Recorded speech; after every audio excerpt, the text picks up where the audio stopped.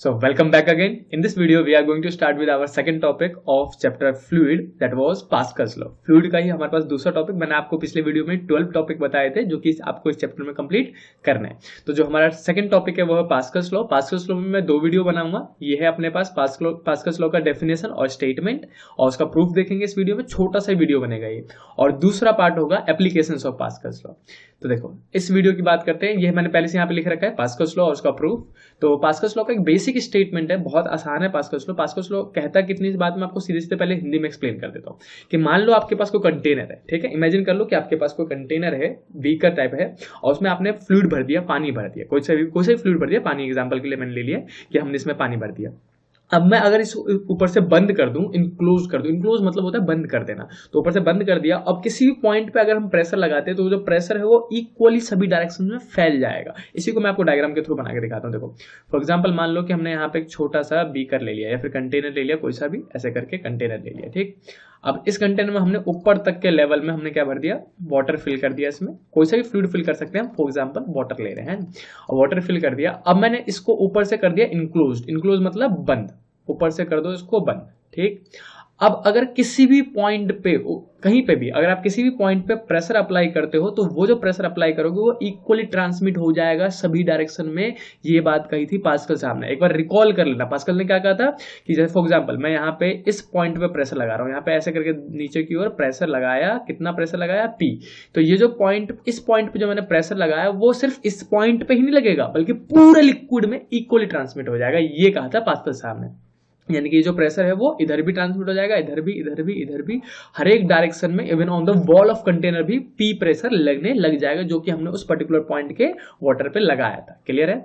तो इतनी सी बात कही थी पास्कल्स लॉ में। इसी का स्टेटमेंट मैंने पहले से लिख रखा है यहाँ पे कि the pressure exerted at any point on the enclosed liquid is transmitted equally in all the direction. Basic सा डेफिनेशन है। अगर आपके सीबीएसई बोर्ड में अगर आपसे पूछा भी है कि राइट द स्टेटमेंट या डिफाइन पास्कल्स लॉ, तो आप बेसिक से लिख दोगे, अपनी इंग्लिश बना के लिख देना अगर ये इंग्लिश याद ना हो तो। सिंपल सी बात है कि जो हम प्रेशर अप्लाई करते हैं इनक्लोज लिक्विड पे किसी भी पॉइंट पे, वो हर एक डायरेक्शन में इक्वली ट्रांसमिट हो जाता है। इतनी सी बात कही थी पास्कल साहब ने।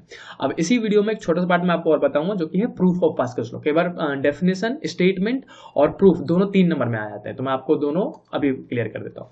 तो प्रूफ करने के लिए अगर मैं यहाँ पे लिखता हूँ proof of Pascal's law, proof of Pascal's law, Pascal's law का प्रूफ देखेंगे। इसी में छोटा सा है, बेसिक सा है, बस बेसिक सा कॉन्सेप्ट है उसमें। देखो अगर पास्कल्स लॉ के प्रूफ की बात करूं तो उसमें सबसे पहले तो आपको एक सपोज करना पड़ता है कि अपने पास एक डायग्राम, जो कि मैं यहाँ पे बना के दिखा देता हूँ आपको कैसा डायग्राम बनाना है। आपको एक हमने ऐसे करके बीकर ले लेना है, कंटेनर ले लेना है, कुछ भी बड़ा सा कंटेनर ले रहा हूं मैं जानबूझ के। अब यहाँ पे एक बड़ा सा कंटेनर ले लिया जिसमें हमने फिर से वही काम किया, फ्लूइड भर दिया, राइट। ऐसे करके फ्लूइड हमने भर दिया। अब पूरे में फ्लूइड भरा हुआ है, ऐसे करके पूरे में ऐसे करके ऐसे करके ऐसे करके फ्लूइड भर देते हैं। फॉर एग्जांपल मान लो इसके अंदर हमने पानी भर दिया था, तो इस पानी के अंदर ही आपको एक ट्रायंगुलर लेमिना कंसीडर करना है, यानी कि इमेजिन करना है कि ट्रायंगल का एक सरफेस बना हुआ है। मैं आपको बना के दिखा देता हूँ 3D में ट्रायंगल का सरफेस कैसा बनेगा। हमने ऐसे करके पहले एक सरफेस बना लिया ट्रायंगल का, ये है ट्रायंगल का एक सरफेस। इसी के नीचे हम इसका दूसरा सरफेस बना लेंगे ऐसे करके, ये लेटा हुआ सरफेस, और ये इसका ऐसा करके। तो ये ट्रायंगल का ही एक 3D स्ट्रक्चर बन जाएगा, राइट। अब जो लेफ्ट वाला पोर्शन है, रेड पेन पहले जो लेफ्ट वाला सरफेस है, जो अपने पास इरेक्ट है, खड़ा है जो सरफेस, उस सरफेस का नाम दे देते हैं हम A1, या फिर उसका एरिया कह देते हैं हम A1। जो नीचे वाला है उसको मैं येलो कलर से मार्क कर देता हूं। जो नीचे वाला है ये वाला, इसका एरिया हम कह देते हैं कि इसका एरिया कितना होगा, A2। और जो ये तीसरा वाला सरफेस है, ये जो मैं ब्लैक से अभी मार्क कर रहा हूँ, जो ऐसे स्लांट में है, उसका एरिया हम कह देते हैं A3। हमने 3 अलग अलग सरफेस ले लिए, ट्रायंगुलर लेमिना में तीनों सरफेस अलग अलग ले लिए, A1, A2 और A3। अब इसमें एक चीज और कंसिडर करना है आपको कि जो फ्लूइड है, जो लेफ्ट वाला सरफेस है, उधर से जो जो फ्लूइड होगा वो इस वाले सरफेस पे फोर्स लगाएगा। सिंपल सी बात है ना, द परपेंडिकुलर थ्रस्ट तो लगाएगा ही लगाएगा। जो फोर्स फ्लूइड लगा था उसको हमने थ्रस्ट कहा था, यहाँ से थ्रस्ट लगेगा उसको हम कह देते हैं, है तो फोर्स ही, तो F1 फोर्स कह देते हैं। अब जो सेकंड वाला सरफेस है अपने पास, ये वाला लेटा हुआ सरफेस है, इसके ऊपर भी तो जो नीचे में लिक्विड है वो ऊपर की ओर फोर्स लगाएगा, इसको हमने कह दिया F2 फोर्स, राइट। और जो ये तीसरा वाला सरफेस है, इस पे हमने स्लांट में फोर्स लगेगा, है ना, तो इसको हमने कह दिया F3 फोर्स। तो हमने एक ट्रायंगुलर लेमिना लिया जिसमें 3 एरिया कंसिडर किया, A1, A2, A3, और तीनों पे परपेंडिकुलर फोर्स लगाया जो कि फ्लूइड लगा रहा होगा। इधर से लेफ्ट से F1, ऊपर की ओर F2 और लेफ्ट की ओर स्लांट में F3। ये 3 फोर्सेस आपको डायग्राम में दिखा देना है। अब इसी के नीचे मैं थोड़ा सा स्क्रॉल कर लूँ, फिर मैं आपको एक्सप्लेन करता हूँ। देखो अब यहीं पे अब आपको करना क्या है, इस डायग्राम के बाद अगर आपको 3 नंबर में आता भी तो आपको करना क्या है, बेसिक सा एक डायग्राम बनाना है और सपोज में लिख देना कि हमने क्या क्या लिया है, कि हमने एक बीकर लिया जिसमें हमने फ्लूइड भर दिया, जिसमें एक ट्रायंगुलर लेमन आना है जिसका एरिया A1 A2 A3 है और F4 F1 F2 F3 लग रहा है। इतनी सी अपनी भाषा में आपको सपोजिशन में 2 से 3 लाइनें लिखनी होती है। तो सपोज लिखना है आपको, फिर एक डायग्राम बनाना है, अब छोटा सा बेसिक सा कैलकुलेशन है वो देख लो। अब हमें करना है क्या है, तीनों सरफेस का पहले प्रेशर निकाल लेना है। तो जैसे कि जो पहला सरफेस था ये वाला, इसका प्रेशर निकालेंगे, उसका प्रेशर क्या बोल देंगे P1। और प्रेशर का फॉर्मूला क्या होता है, बचपन से पढ़ते आ रहे हैं ना, लास्ट वीडियो में भी हमने कवर किया था, pressure equal to force upon में एरिया बोलेंगे। और वैसे कहते तो फ्लूइड में थ्रस्ट अपॉन में एरिया है, लेकिन होता तो फॉर्मूला फोर्स अपॉन में एरिया ही है। तो P1 इक्वल टू हो जाएगा पहला वाला फोर्स अपॉन में पहला वाला एरिया। तो pressure equal to force upon में एरिया, तो P1 लिख रहे थे तो F1 अपॉन में A1 लिख देंगे। सिमिलरली अपने पास हम लिखेंगे यहाँ पे, सिमिलरली जो P2 होगा, P2 यानी कि दूसरे सरफेस का प्रेशर वो कितना हो जाएगा, दूसरा वाला फोर्स अपॉन में दूसरा वाला एरिया यानी कि F2 अपॉन में A2। एंड जो तीसरा वाला फोर्स होगा यहाँ पे P3 लिख देता हूं मैं, इसको इक्वेशन 1 कह देना, इसको इक्वेशन 2 कह देना, इसको इक्वेशन 3 कहेंगे हम P3। अब जो P3 है वो किसके बराबर होगा, F3/A3 है ना, यहाँ पे लिख देते हैं F3/A3 हमारा P3 बन जाएगा तीसरा प्रेशर, इसको इक्वेशन नंबर 3 कह दिया। तो ये हमने तीनों सरफेस पे पहले इंडिविजुअल प्रेशर निकाल लिया ताकि हमें शो करने में इजी हो जाए। अब इसके बाद आपको प्रूफ क्या करना है कि जो P1 है वो बराबर है P2 के, बराबर है P3 के, यानी कि इन तीनों प्रेशर को इक्वल प्रूफ करना है। बस इतना सा काम कर ले, जैसे ही ये तीनों सरफेस पे हम क्या प्रूफ कर देंगे, प्रेशर इक्वल है तो हमारा पास्कल्स लॉ प्रूव हो जाएगा। पास्कल्स लॉ ने यही तो कहा था कि हर जगह प्रेशर बराबर फैल जाता है, इसका मतलब तीनों सरफेस पे प्रेशर जो लग रहा होगा वो बराबर होगा। तो P1 P2 P3 को इक्वल प्रूफ करने के लिए आपको करना क्या है, हम अपने माइंड में 2 चीजें लेके चलनी है। पहली बात तो ये कि जो बॉडी है वो इक्विलिब्रियम में है, कहीं पे मूव नहीं कर रहा है, अपने माइंड में लेके चल रहा है, लिखना विखना नहीं है सब। और दूसरा आपको वेक्टर रिजोल्यूशन पता होना चाहिए कि वेक्टर रिजोल्यूशन कैसे करते हैं। जैसे कि यहाँ पे सबसे पहले मैं F3 का रिजोल्यूशन कर दूंगा। ये जो अपने पास F3 है यहाँ पे, ये जो फोर्स लग रहा है वो स्लांट में लग रहा है, तो इसी को हम ब्रेक करके एक्स एक्सिस और वाई एक्सिस में लिख देंगे। तो मैं यहाँ पे बगल में साइड में करके दिखा देता हूँ कि जो अपने पास F3 लग रहा था वो नीचे की ओर लग रहा था ऐसे करके। ये मैं फिर से बना देता हूँ अलग से डायग्राम, ये रहा F3 और इसी F3 को हम रिजॉल्व कर देंगे 2 पार्ट में, एक नीचे की ओर बांट देंगे और एक लेफ्ट की ओर बढ़ जाएगा ऐसे करके, है ना। तो ये जो बीच वाला था मैं इसको यहाँ से मिटा के F3 आपको लिख के दिखाता हूँ, 1 मिनट। बस यहाँ पे हमने लिख दिया कि ये हमारा F3 था, जो बीच में लग रहा था, है ना। अब अगर ये वाला एंगल थीटा माना जाएगा तो जो आपने वेक्टर रिजोल्यूशन पढ़ रखा होगा कि जिधर की ओर थीटा होता है उधर की ओर कॉस थीटा, मैं यहाँ पे छोटा सा कहीं लिख के दिखा देता हूँ, नहीं तो इसी में आप समझ लो कि जो F3 था जो बीच वाला था, अगर मैं उसको यहाँ पे जो वाई एक्सिस नीचे वाला है उसको उधर की ओर लिखूंगा, बांट के तोड़ के लिखूंगा, तो ये लिखा जाएगा F3 कॉस थीटा। तो जिधर की ओर थीटा उधर की ओर कॉस हो जाता है और जिधर की ओर थीटा नहीं है उधर की ओर साइन, यानी कि ये बन जाएगा F3 साइन थीटा ऐसे करके। सिंपल सी बात है। देखो मैं आपको यहाँ पे छोटा सा लिख के भी दिखा देता हूँ कि कोई सा भी वेक्टर हो, जैसे ए वेक्टर था, अब इस वेक्टर को अगर मैं रिजॉल्व करूं तो एक्स एक्सिस में और वाई एक्सिस में उसको स्प्लिट करके लिख सकते हैं। तो अगर मैंने कहा आपसे कि जो वाई एक्सिस वाला वो एंगल थीटा बना रहा है, ठीक, तो जो वाई एक्सिस वाला पोर्शन होगा वो ए कॉस थीटा कहलाएगा। जिधर भी थीटा हो वो ए कॉस थीटा और जिधर थीटा नहीं हो वो ए साइन थीटा बन जाता है। सिमिलरली यहाँ पे F3 के साथ में थीटा जो था वाई एक्सिस में था तो हमने बोल दिया F3 कॉस थीटा और ऊपर वाला F3 साइन थीटा। अब आपको यहीं पे 2 चीजें लिख देनी है, इसी की जैसी रिजोल्यूशन आप कर दो तो आपको 2 चीजें लिखनी होती है कि जो, अब देखो हमने कहा था बॉडी जो है इक्विलिब्रियम में, कहीं मूव तो कर नहीं रहा। अब मूव नहीं कर रहा मतलब क्या, लेफ्ट वाला फोर्स राइट वाले फोर्स के बराबर होगा, यानी कि जो ये जो F3 है वो किधर की ओर लग रहा है, लेफ्ट की तरफ, और जो ये F1 था वो किधर की ओर लग रहा है, राइट की तरफ, यानी कि ये दोनों बराबर होंगे तभी तो बॉडी इक्विलिब्रियम में रहेगा, है ना। तो यहाँ पे लिखेंगे कि F1 is equal to F3 sine theta हो जाएगा। सीधे सीधे लिखना है, कोई एक्सप्लेनेशन की जरूरत नहीं है, 3 नंबर का क्वेश्चन है ये बस।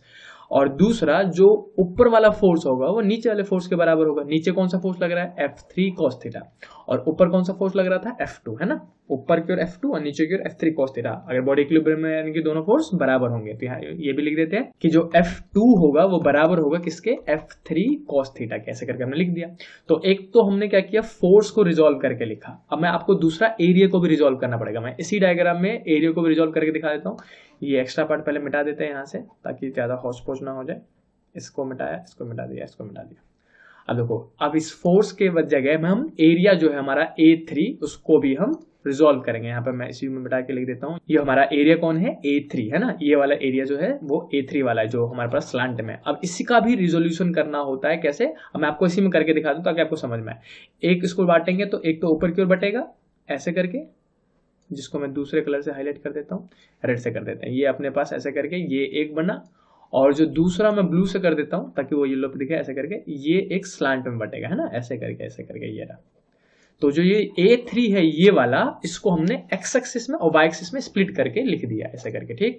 अब अगर देखो ये वाला एंगल थीटा माना था आपने फोर्स का, तो इनडायरेक्टली अब आप मैथ लगा लेना, ये वाला एंगल थीटा बनेगा।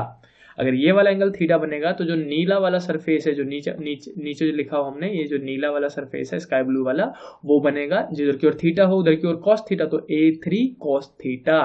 और जो वाई एक्सिस वाला है ये वाला, ये क्या बनेगा, A3 साइन थीटा। अब देखो फिर से वही चीज बोलेंगे कि जो लेफ्ट वाला सरफेस है वो राइट वाले सरफेस के बराबर, और जो ऊपर वाला सरफेस है वो नीचे वाले सरफेस के बराबर। फिर से सेम चीज लिखनी है, तो मैं ये लिख देता हूँ, जो लेफ्ट वाला एरिया था उसको हमने क्या बोला था, A1, और जो राइट वाला निकला वो क्या निकला, A3 साइन थीटा। तो जो A1 होगा वो बराबर होगा किसके, A3 साइन थीटा के। सीधे सीधे आपको यहाँ लिखते चले जाना है। उसके बाद जो नीचे वाला था A2, जो पीला वाला था, उसको नीचे जो था पीला वाला, और जो ये नीला वाला A3 cos थीटा है, वो दोनों बराबर होंगे क्योंकि एक जैसे ही है। तो हमने बोला कि यहाँ पे A2 जो है वो बराबर होगा किसके, A3 cos थीटा के, राइट। ये दो चीज करना होता है ताकि आप प्रूफ कर सको ये P1 P2 P3 बराबर है। अब इसके बाद करना क्या है, तो बेसिक हो गया काम, इतना सा अगर आपको कॉन्सेप्ट समझ में आ गया, पूरा डेरिवेशन कंप्लीट हो गया ऑलमोस्ट। अब करना क्या, कुछ भी नहीं, बस बेसिक सा इसको डिवाइड कर देना। इसको इक्वेशन नंबर 4 मान लो, इसको 5 मान लो, और इसको 6 मान लो, और इसको 7 मान लो। बेसिक सा है। अब दोनों इक्वेशन को डिवाइड कर दो, बट यहाँ पे लिख देना बाई डिवाइडिंग इक्वेशन, ऐसे करके लिख देना, बस छोटा सा थ्योरी बढ़ाने के लिए, कि by dividing equation number 4 and 5 we get, हमें क्या मिलेगा, वी गेट हमें मिलेगा। अब इसको डिवाइड कर दो बस, इक्वेशन 4 और 5 को। देखो तो यहाँ पे लिखूंगा मैं F1 by A1 is equal to क्या बनेगा यहाँ पे, F3 साइन थीटा अपॉन में A3 साइन थीटा, है ना, A3 साइन थीटा आ जाएगा। अब साइन थीटा से साइन थीटा तो कट जाएगा, सिंपल सी बात है ना। अब इसी के नीचे मैं थोड़ा सा स्क्रॉल कर लेता हूँ, 1 मिनट बस।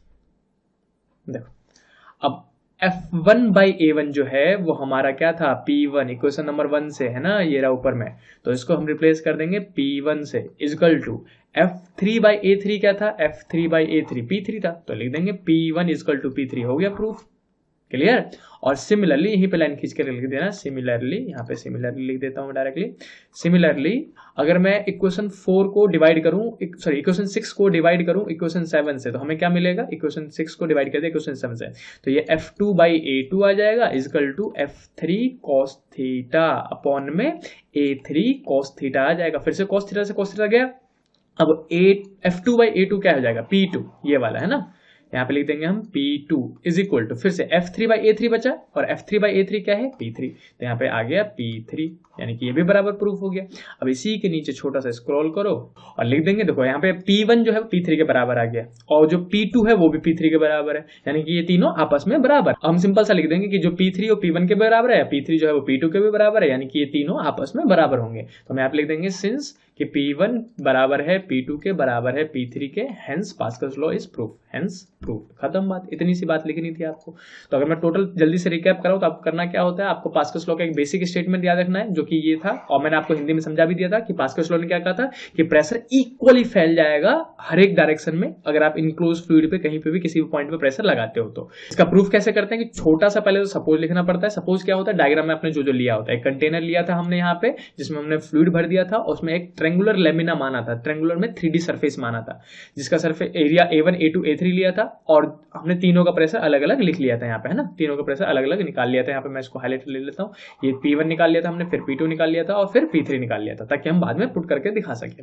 और बस आपको दूसरा काम क्या करना है, दो चीजें लेके चलनी है, बॉडी इक्विलिब्रियम में है, यानी कि लेफ्ट वाला राइट वाले के बराबर होगा, ऊपर वाले नीचे वाले के बराबर होगा, और वेक्टर रिजोल्यूशन आना चाहिए। अब जिधर की ओर थीटा उधर की ओर कॉस, जिधर की ओर थीटा नहीं है उधर की ओर साइन। तो फोर्स का और एरिया का रिजोल्यूशन कर दो और बराबर पुट करते चले जाओ।